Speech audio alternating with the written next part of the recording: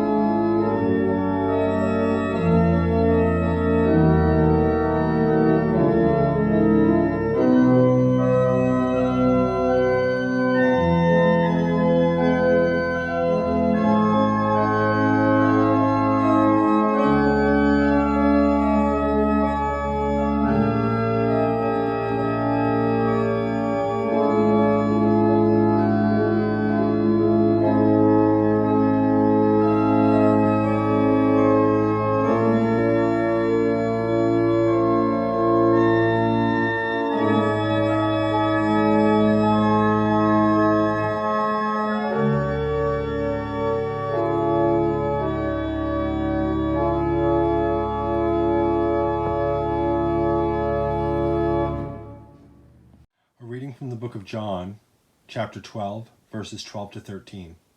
The next day, the large crowd that had come to the feast heard that Jesus was coming to Jerusalem. So they took branches of palm trees and went out to meet him, crying out, "Hosanna! Blessed is he who comes in the name of the Lord, even the King of Israel."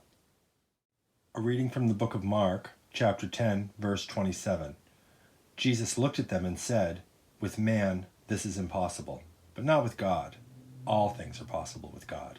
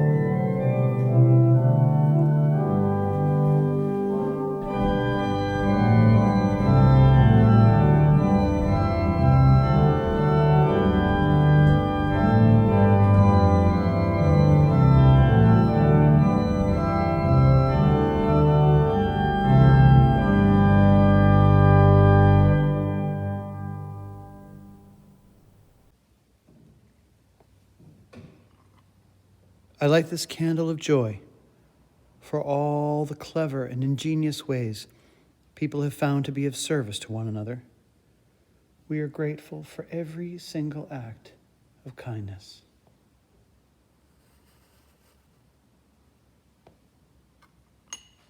I light this candle of concern for the small but growing number of people in our local communities here in north central Massachusetts who have become infected with the coronavirus, and for all those everywhere who are now ill and frightened. Our prayers are with you.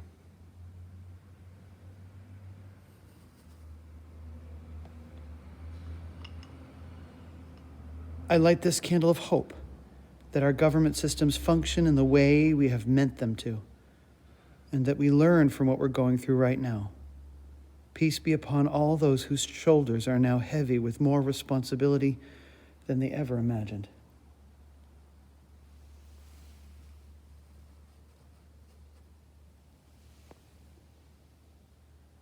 I light this candle of gratitude for all the handmade face masks currently being sewn by the thousands throughout our country. They are more than just masks. They are physical prayers.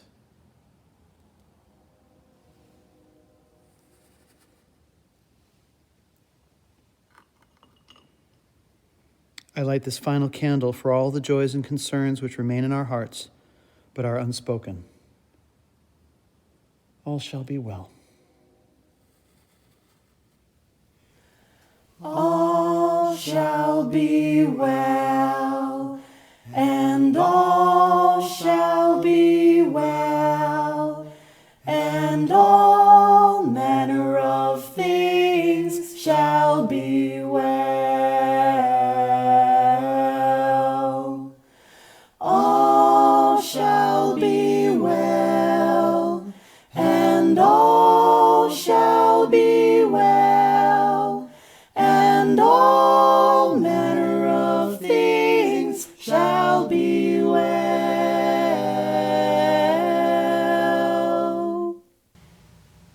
Why do bad things happen? I say this to all the kids within earshot, as well as the ears of those who are young at heart. Why is this happening? What's going on? You might not understand it all. You aren't alone. Many of us grown-ups don't understand it very much either. But I do know this. There is always a little bit of good in everything bad. There's always something to be gained from a difficult experience. Sometimes it's hard to imagine it. Sometimes it's impossible to see where the good might be until after everything has settled down and we can look around and see what's different, and whether or not we're glad about that difference. When we belong to a church or another type of spiritual community, our task is to learn how to look for the goodness and love which exists in all challenges. We learn it together. We talk about it while things are easy so that we know what to do when things get hard. Things are a little bit hard right now, but we will be okay. Because more than anything else, people are good, people are kind, and people are smart when they want to be. There's a useful expression: necessity is the mother of invention. That's actually a very flowery translation of the ancient Greek philosopher Plato's original words, which were actually, our need will be our creator. And there's a secret in that. When we need an invention, we generally invent it. Just look at this little volunteer food pantry right here behind me. A need was there, and we can answer it. I look forward to this little free pantry going outside when the outbreak is over. When times are hard, humans always come up with amazing ways of making it a little easier. It always happens, every single time. And it will happen this time too. In fact, it already is. Look for the helpers, and maybe even become a helper yourself. Some things that exist in our world which we love very much might never have been invented if a little difficulty hadn't given them the inspiration. Have faith in that. It'll be okay. And wash your hands. I come to the garden alone, while the dew is still on the roses, and the voice I hear falling on my ear, the Son of God discloses. And he walks with me, and he talks with me, and he tells me I am his own. And the joy we share as we tarry there, none other has ever known. He speaks, and the sound of his voice is so sweet. The birds hush their singing, and the melody that he gave to me within my heart is ringing.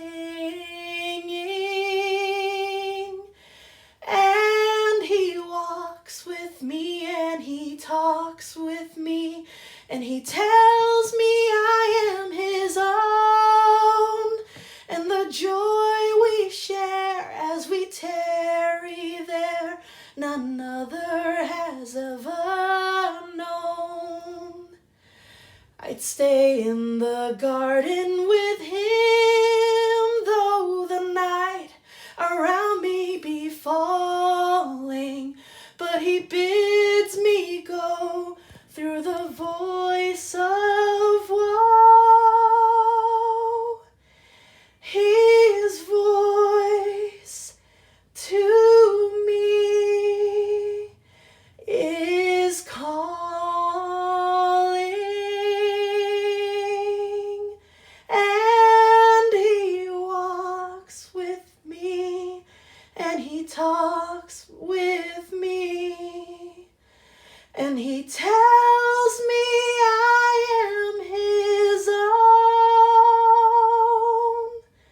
and the joy we share as we tarry there, none other has ever known.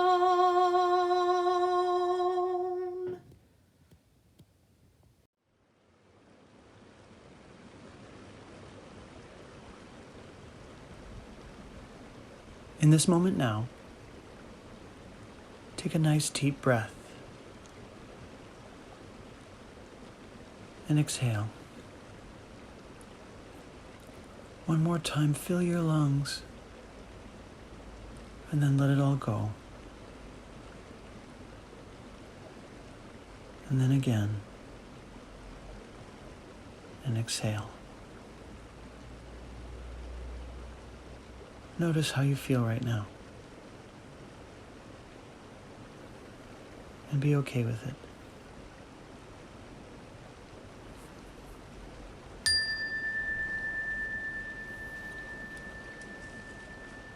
In a Washington Post article this week, columnist Sarah Kaplan wrote, "Studies have revealed that human connection, something as simple as getting an offer of help from a stranger or looking at a picture of someone you love, can ease pain and reduce physical symptoms of stress. People who feel supported by their social networks are more likely to live longer. One experiment even found that people with many social ties are less susceptible to the common cold. A supportive phone call, an empathetic ear, an expression of love. These things can bolster the immune system on a molecular level. Whether you are the recipient or the giver, kindness is good for your health. So I ask you, what are you doing with that? What are you doing about your own need for human connection? Are you ignoring it? Be careful not to. And for those who are successful at reaching out to others, be sure to reach out to those who are not so good at it. Offer a sense of belonging and connection to those who need it, and you will enjoy the benefits yourself.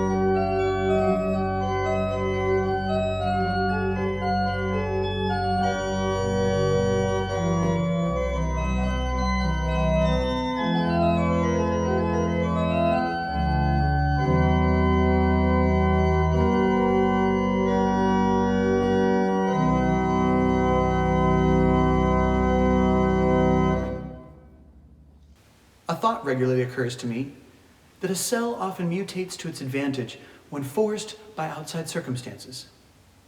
If I understand it correctly, mutations occur when life is exposed to a drastic change of situation. Right down to the cellular level, we adapt to adversity through the act of mutation. I'm sure it will please many fans of the Marvel Universe to know that we are all to become mutants now. They say a kick in the butt is good for the soul. Well, let's see what attributes we can add to the complement of our souls right now.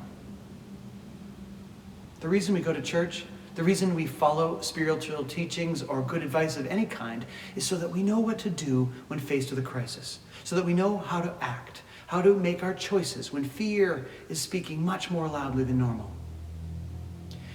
In church, or while sitting and listening to spiritual teachers, while we are calm and relaxed, we are methodically taught principles of ethical and humane standards of behavior so that we know exactly what to do on instinct when, as my mother says, the defecation hits the rotary oscillator.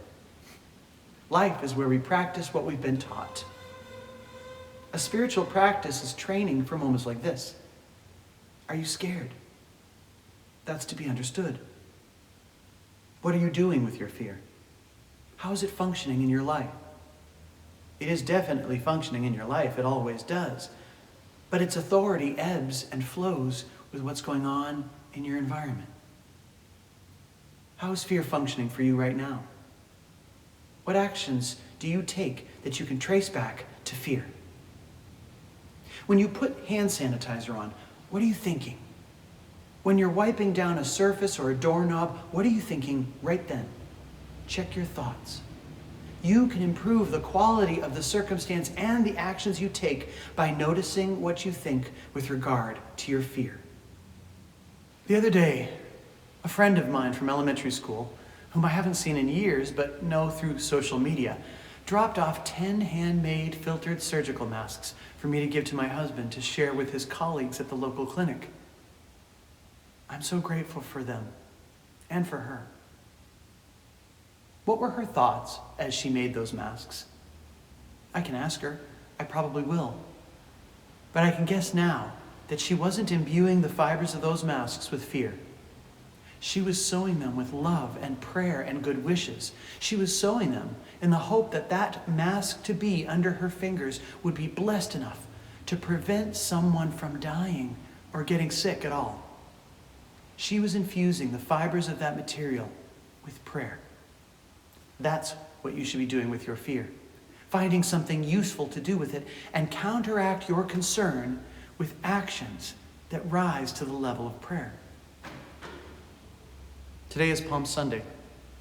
It's a day commemorating when Jesus entered the city of Jerusalem, along with over 2 million other Jews, in anticipation of Passover.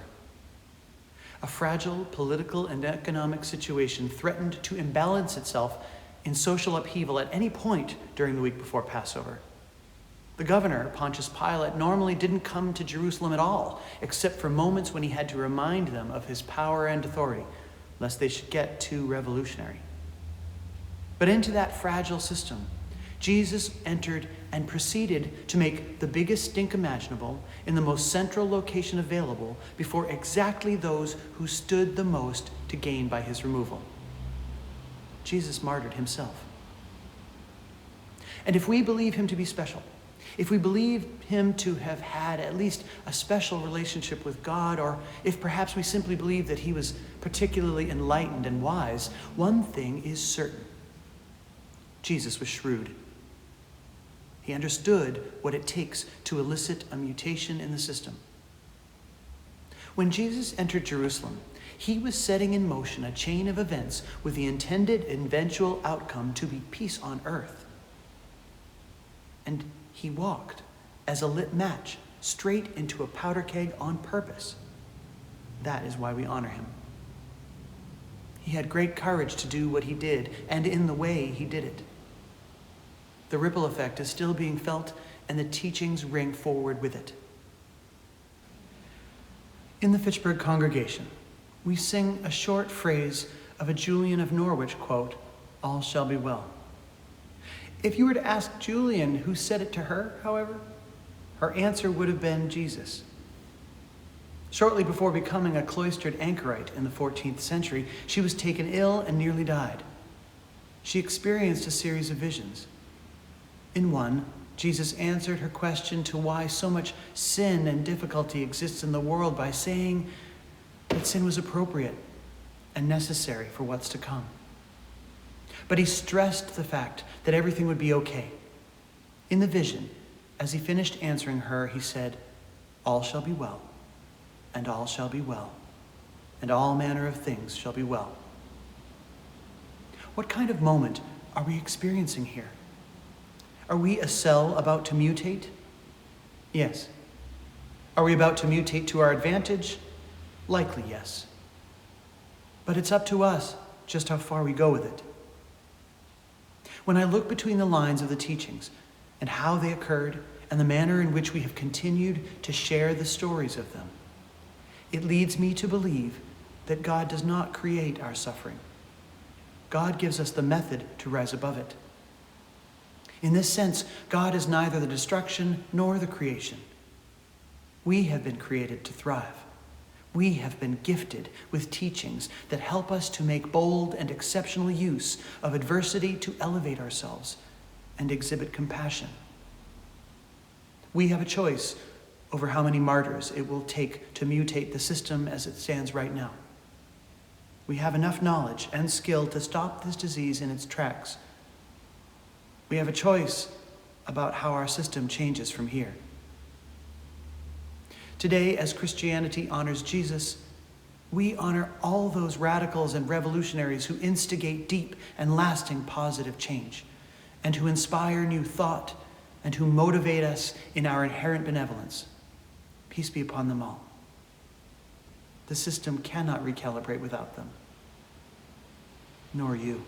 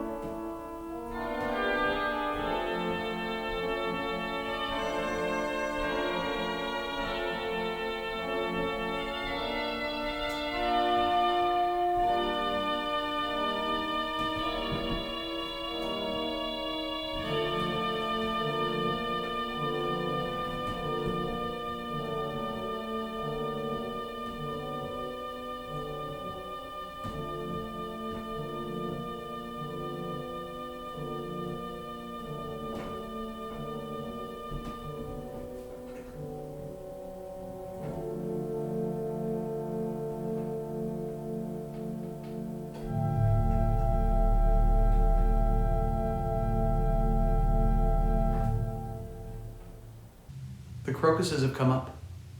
The earth has begun to quicken here in New England. It somehow seems strange to think that the spring still comes. I would think that the flowers would be afraid to come out and be so near to one another. It feels like the spring should respect our fears and be one with them, foregoing its arrival until we are ready for it. But we are ready for it. And the spring still comes. The world still turns. Life moves forward. I was in Buenos Aires, Argentina several times in the early 2000s during a particularly difficult political period in their country. The banks were closed up and boarded, stores were out of essentials, revolutionaries' graffiti marked the front walls of the banks, and their economy was in freefall. Along the roof of the executive residence known as the Casa Rosada were stationed a dozen soldiers armed with assault weapons. But when you turned your head, you saw things that weren't shown on the news. Life going on. People in the streets shopping, continuing their lives. Despite the seriousness of what was going on, life still occurred and figured out a way to coincide with all that uncertainty. Give your life permission to coincide with uncertainty. Construct a temporary new normal and thrive within it as a choice. This time of year has always been meant for inward reflection and personal growth. Make it so for you as well. God bless. Until next time, be exceedingly well.